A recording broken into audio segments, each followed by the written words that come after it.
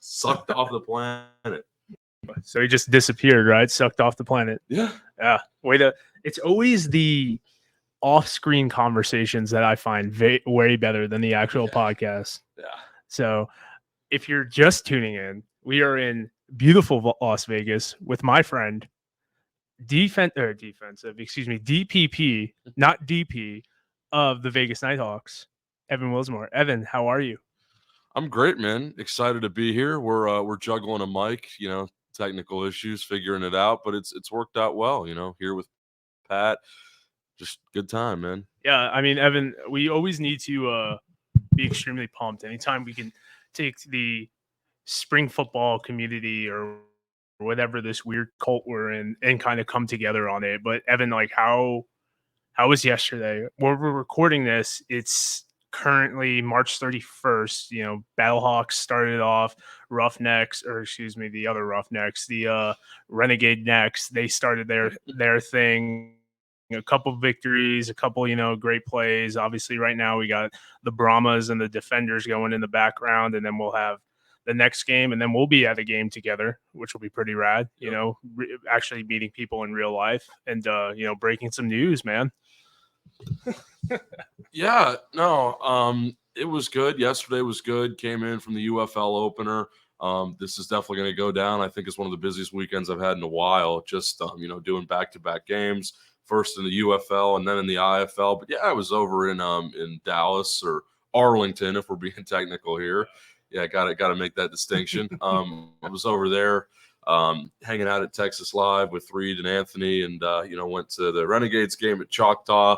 That was a good time. They gave me some pretty good access, and got to meet a couple of these guys that I've known for a while: CJ Marable, Lindsey Scott. Some of these guys that have already been good in spring league. Or are hopefully going to be good in some leagues. Shout out my boy Lindsey, right? Get him some more reps. But no, all is well, man. Enjoyed that game, and then went back to Texas Live after that. Had some drinks and watched the Battlehawks Panthers game, which was a slow start, but last couple minutes were exciting, and then flew to Vegas, and here we are. I was texting Andy Carroll and who writes for Scoops with Danny Mac, and he was like, this is exactly like the game with San Antonio last year. He's like, I think they're just going to pull it out. And I was like, yeah, they are. And they did. And then I'm going to be honest, this USFL kickoff probably screwed them over. Yeah, the kickoff situation is definitely being talked about a lot.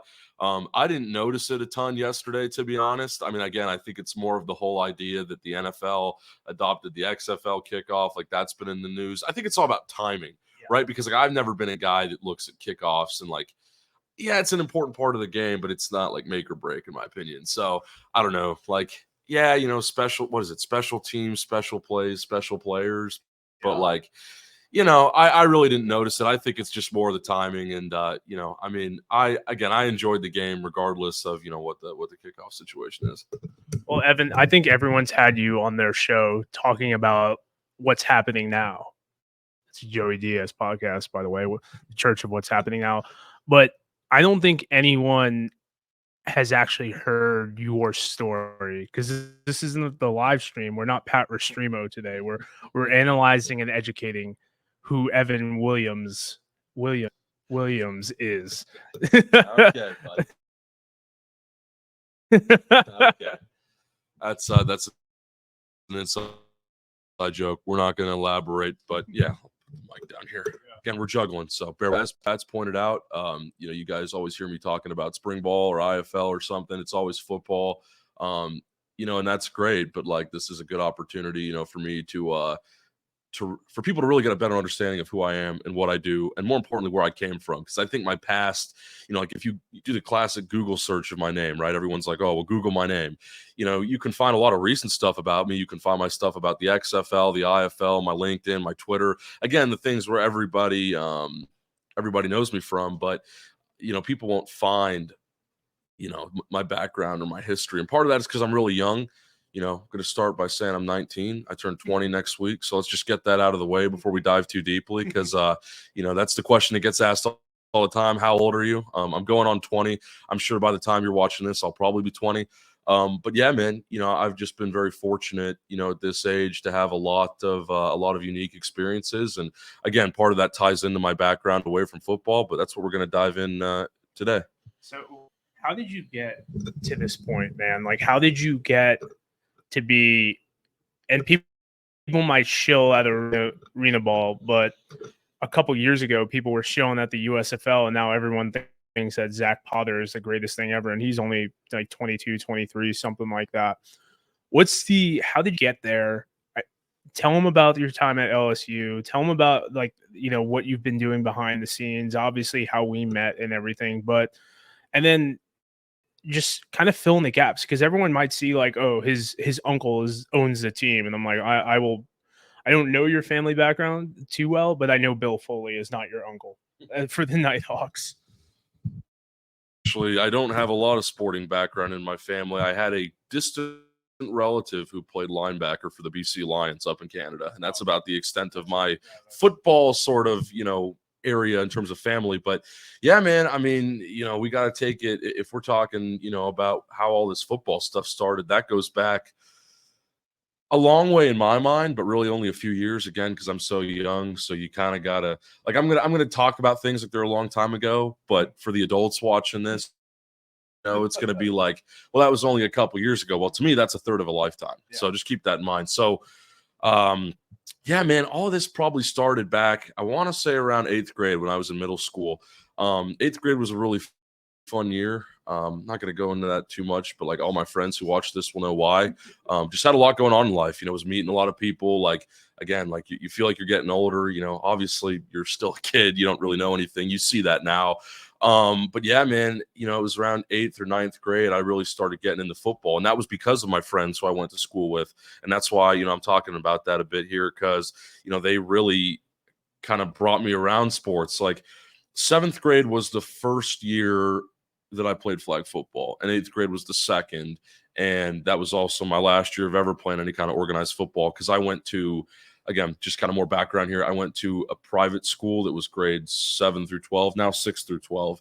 But they didn't have like a tackle football team at the high school. So they just had flag football for middle schoolers only, and that was it. So yeah, man, I remember being like, I was on, so we had 2 teams, and I was on the lesser team. It was like A team and B team. So it's kind of divided. It's kind of like, the major and the minor, right? So I was on like the minor league team in 7th grade, and then got the call up to the A team in 8th grade. And that's where I got to meet a lot of my buddies that I'm still friends with now. And, it was playing football, and the fact that it was ongoing during the NFL season, right? And college season too, because, we played in the fall. So like we were just kind of, we were going to practices all the time. Again, like I was on a football team myself. And even though it was in 8th grade and we were all still kids just messing around, like, it brought us closer together. And like that, that's what sports do, right? Everyone talks about team camaraderie and team building and everything like that. That's what we were doing. So yeah, man, that's kind of where my love for football started, was just through that and my friends kind of talking about it. And then I was like, I actually sat down, started watching some NFL games, and I was like, wow, this is really interesting. Another story too, in terms of how I got into it was, I think it was going into that 8th grade year. So this is like summer 2017. Again, not that long ago for a lot of people. For me, that's like, that's like a different time. I don't know. Just anyway. I was on my 4th contract deployment, whatever you want to call it, in 2017. Yeah, exactly, right? So there's some more perspective for you. But anyway, it was like going in 8th grade, summer 2017. I went to Rams training camp, and like I think that was the first, like, that might have been the first like true football experience, besides obviously playing flag football, that I had ever been around. Like the first time I ever been around pro athletes. And I remember going to that training camp and seeing like Todd Gurley and Aaron Donald, and I'm like, wow, like these guys, like, they're doing stuff, man. Like these are athletes, this, I'm looking at Aaron Donald as like an 8th grader, and I'm like, this is crazy. This guy's like, I've just never seen a guy that big who can do so much, and then obviously, like I said, started watching the games, all that. So yeah, and it progressed through high school, that love for the game. Just kind of started watching more NFL, started talking about it more. And then once COVID hit, I kind of credit as being the real turning point from when it went to just being a fan to like, okay, this is something I want to do for the rest of my life. And part of that was because I had more time on my hands, right? School shuts down.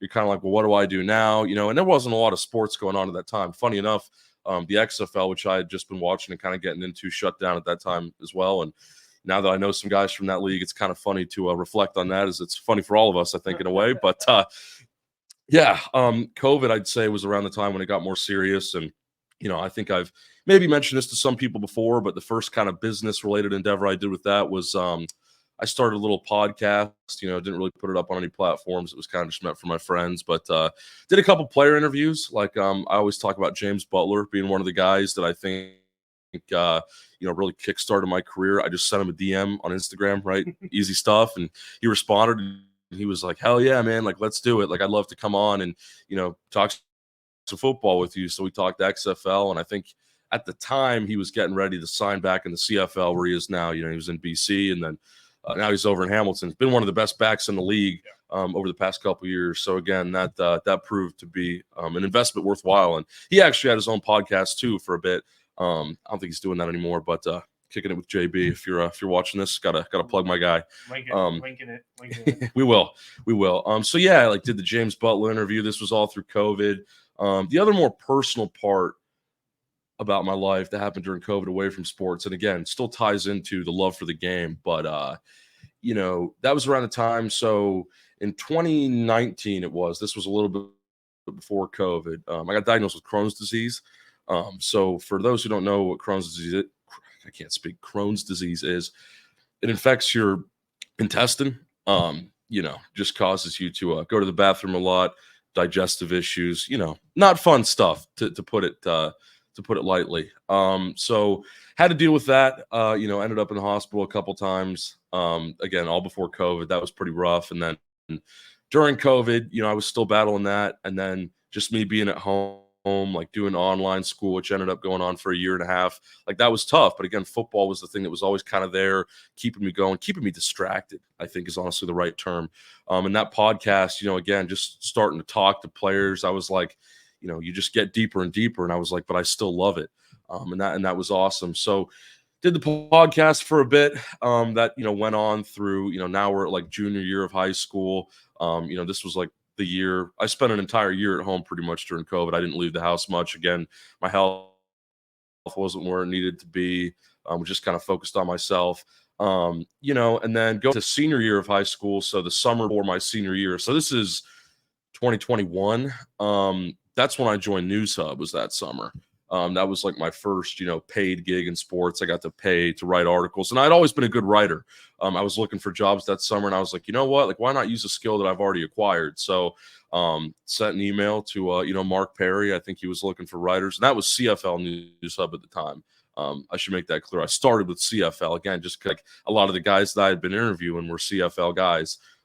Even if the XFL and, other leagues were maybe of more immediate interest, I was like, well, I got to start somewhere.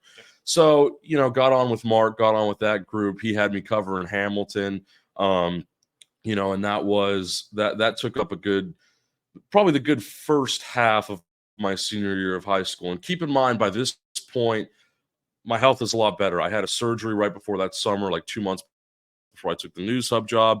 Life got a lot better pretty quickly. So that allowed me to, again, do more things. Like, I'm back in school senior year, which was weird because like that was the first time I had really been there in full health since like my freshman year. It had been like just 3 years of, tumultuous, like trying to figure out what's going on. What am I doing? Like, what's the next step? You kind of live every day not knowing what's going to happen. Right. I mean, maybe you can relate to that. You've done some crazy things in your life, but yeah, man. So, I mean, not to get too off track with that, but like I was saying before, joined the News Hub group, was writing CFL articles. I covered Hamilton, but, wrote a lot of just articles about the league and transactions. And then, Mark saw what I was doing, and he's like, okay, well, we're going to get you doing more XFL stuff. He saw my love for guys like, PJ Walker. We always talk about him. Somebody I also credit, even though I've never met him personally, for helping develop my love of the game just through watching him with the Roughnecks in 2020. So started writing more XFL articles. By this point I was like just pumping out articles every day, making some cash. Life was good. I'm back at school, but I'm still trying to find more ways to make this more serious, right? Just a bit more in depth. And, fortunately, the USFL came around in 22, which I was still a senior, but this was like towards when I was graduating. So I was like, okay, well, I'm going to cover that. And, that felt to me like a really good opportunity to, get to know some of the players better. Cause I'm like, okay, well, brand new league, you're bringing in maybe some guys that have played spring ball before, but others that are completely new. So like, let's try and, start actually networking, right? And not just like sitting at the computer typing away. And by that point, like I had known a couple players. Like I went to a couple of those hub football camps. Shout out to Tom Goodhines, in San Diego. That's grid camps now. But yeah, I went to a couple of those and again got to meet some, XFL, AAF guys there. And I was like, well, that was a cool experience, but let's try and like keep, working harder, keep pushing for something. And so USFL comes around. I write a couple articles about that. I meet a few players. That's when I got access to like the Fox press conferences on Zoom. So I remember like I still have the video.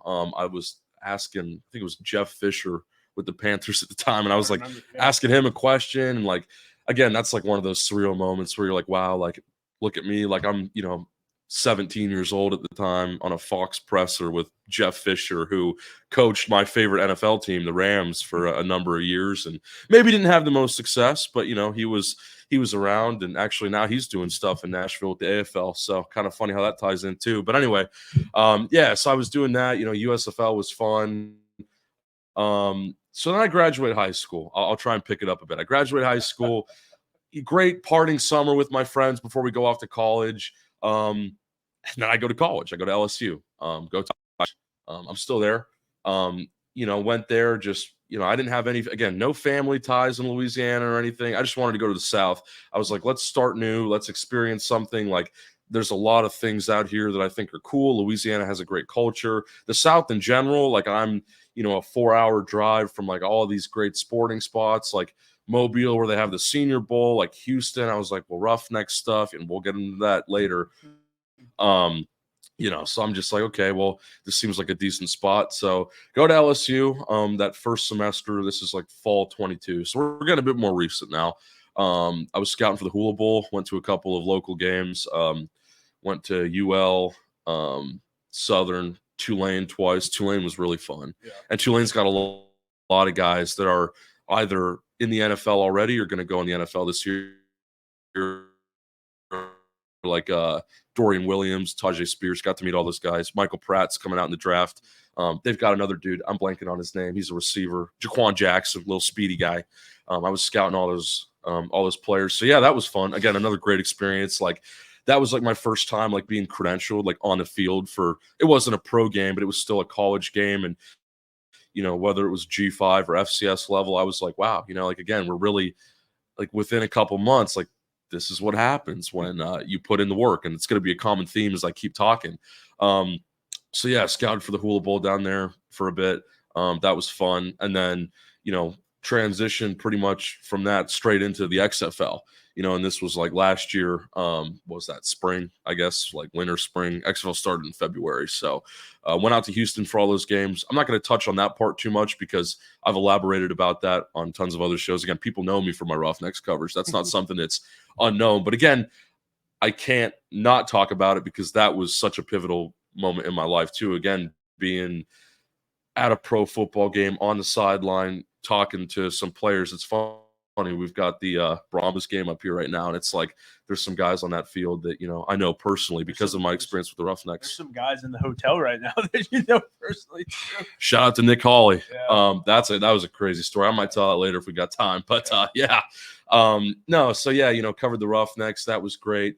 And that really felt like a pinnacle. I was like, okay, like what am I going to do after this? Because that was awesome. The XFL gave me everything I needed. Again, I credit that league as being, if I wasn't, I was already in love with football by that point. But like, again, having that like just intensely inclusive experience with that league and those players and staff, like that changed my life. I mean, a lot of things have changed my life that I've talked about, but that in particular was like, wow, like, not only can I do this, but like people really value it. And I found like this niche, right? And I can focus on it, capitalize on it. People thought it was really cool, even if they weren't, totally enamored with it. So did that. And then this last summer, um, I was like, you know what? Like, I think it was so good, my experience in the XFL. I don't know what more I can do there. So I kind of not put that on the back burner. I was still covering it, still talking about it, but I was like, well, I want to add something to that.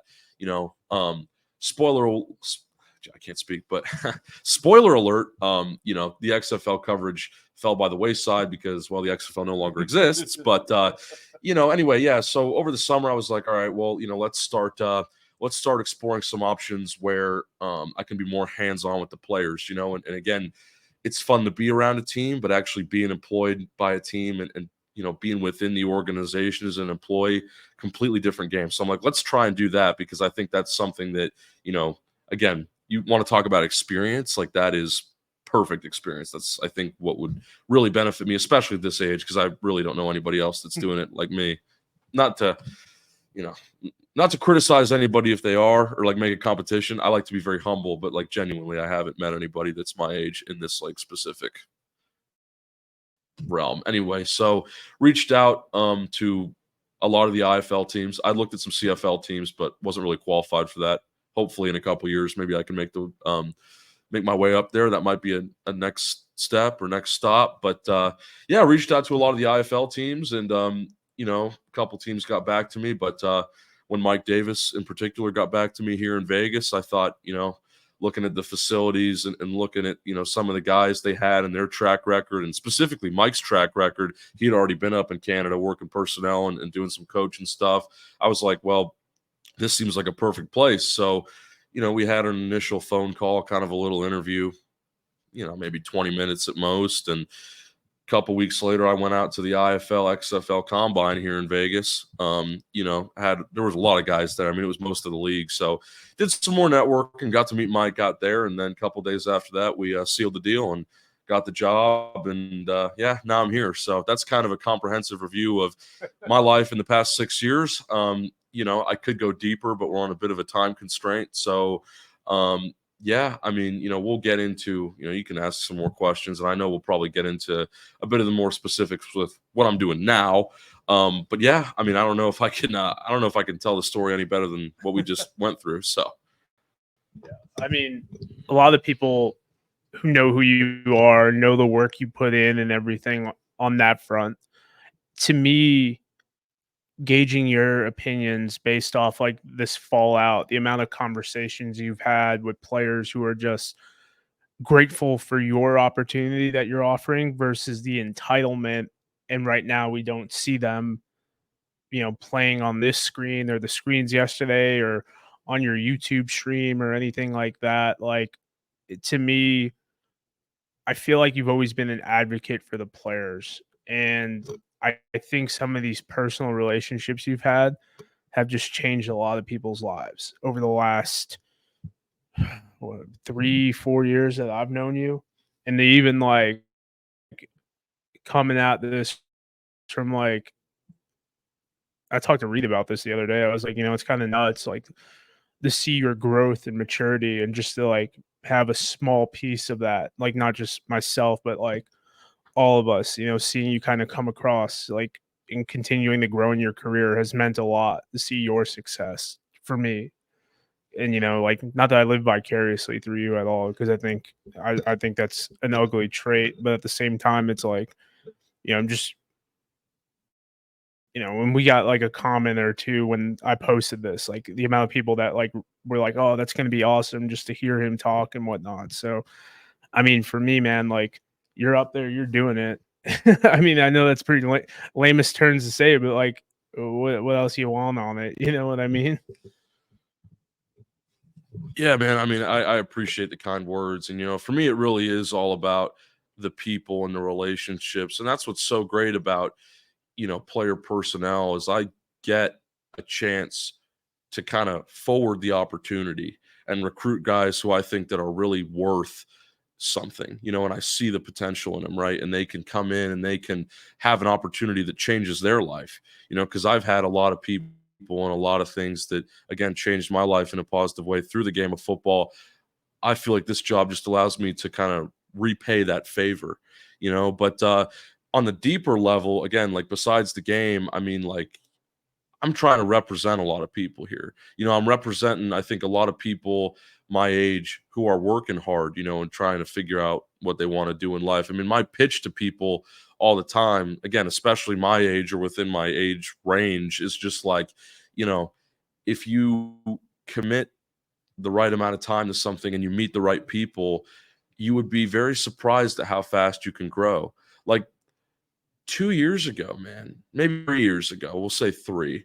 3 years ago, I didn't know anybody. I don't think I maybe knew, like, the number of players I knew, I could probably count on my fingers. And now I've got spreadsheets with thousands of guys, and DMs with hundreds more on top of that probably. So again, it just goes to show, like, while it is crazy to be in this position at my age, like, I really do think that I'm here for a reason, and I take my job very seriously. I don't use my age as something, to just get by or be like, well, I'm only 19, so you can't treat me this way. Like, I would rather be treated like everybody else, in the building that's, 10, 20, 30 years older than me, and that's the way I always want it to be. So yeah, man, like I was talking about, just on a deeper level, I think, doing all this stuff, like, I'm trying to not only represent myself in a good way, but my family, and all my friends that have helped me to get here. I want to make sure that they're all taken care of. And, again, it just means a lot to me to, see all that come about over the years. Like, every day, I think about this, like, everyone, I get asked sometimes, like, oh, well, do you ever, like, you're always, you're so busy doing this and that. Do you ever have time to reflect on the amount of progress you've made in such a short amount of time with all the challenges that you faced? I look at them and I'm like, man, I think about that every morning when I wake up. That's the first thing I think about. And I'm not bullshitting anybody, like, genuinely, I wake up every morning and that's what I think about. I'm like, damn, like, we made it, like, we're out here every day changing people's lives, and that's, again, more important to me than anything is, my family, my players, my coaches, just anybody I'm around, my friends like yourself, coworkers. I don't know what I'm going to call you, but yeah, man. I mean, again, that's what it is to me. So I think you did a really good job at setting me up for that.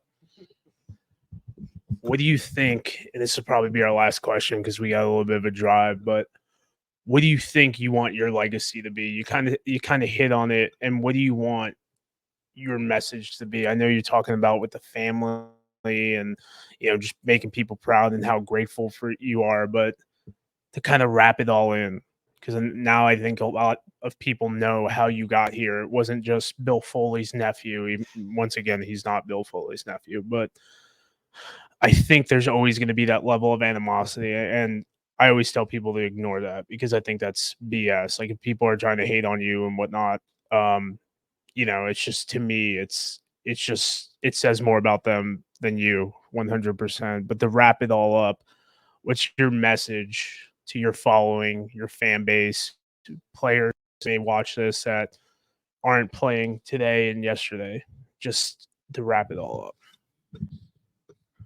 Never stop. I can't speak, but again, stumbling over my words because I got a lot of feelings for this, but never stop trying. Okay. Because, like, I mean, I know that sounds simple and everyone's like, oh, never give up, whatever. But, like, again, like, I was in a very dark place in my life just a few years ago. And again, that was at a very young age and I could have gone a lot of different directions from there. But at the end of the day, because I stayed the course and I stuck around the right people and I just believed in myself, right? I mean, you have to believe in not only your resources, but again, your ability to just carry out day-to-day activities. I think that's the most important thing. So just never stop trying, right? It doesn't matter what field you're in, whether it's sports like myself or, you're trying to do something else. Like, my story is just the definition of networking the right way and putting the work in. It's a level of commitment. And I'll tell you right now, man, I really do love my job, and there's nothing else I'd rather be doing. So I know we're short on time. I know that we didn't get to talk a lot of the specifics about my team and some of the players. That's okay, because there's going to be an article coming out on our site about me and some of the guys that we've added. So that'll be a bit more analytical. This was obviously a bit more heartfelt, which is great. But if you guys are looking for, again, more about what I've done just this season with the team and how we've progressed and everything, there will be more coming out about that here, hopefully next week at the time we're recording this. So don't worry, like we're gonna, you guys are gonna see more and more of me and what I do. So, well, Evan, thank you. It was pretty awesome. As we're watching this, Destroying just got iced or missed a field goal, and now they're running some weird fake play that Brad Wing is about to throw an out route to Destroying. I think that's the best way to. Oh my God!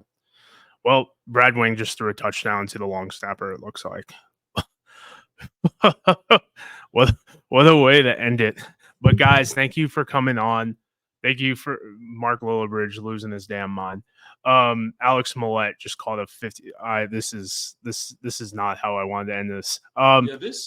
This entire, let me just say, I mean, I know we're getting a bit sidetracked here, but like this entire Vegas trip so far, I've been here for like what, maybe a little over 12 hours or something.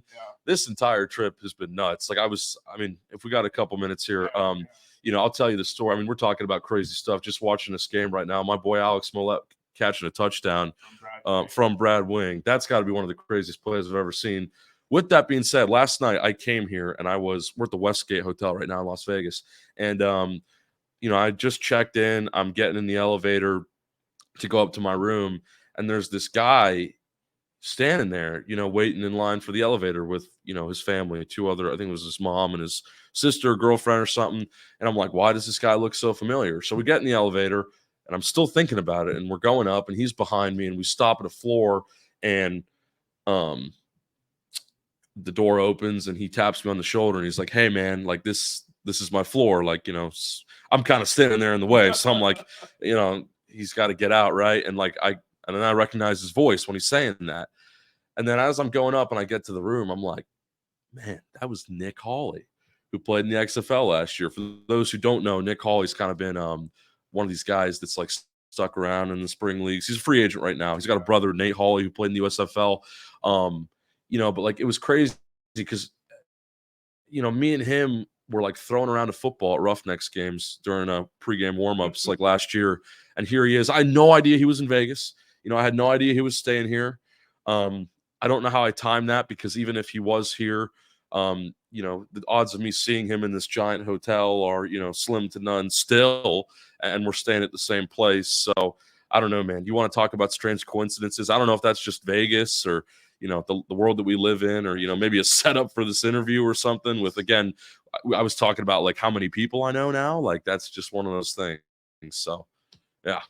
That's just Vegas, man. But we need to go to a Vegas Nighthawks game. So, guys, if you're one of Evan's friends, leave a comment in the comment section because I'd love to, meet you and get some more juicy stories and everything like that. But make sure you guys like and subscribe. Appreciate y'all checking in with us.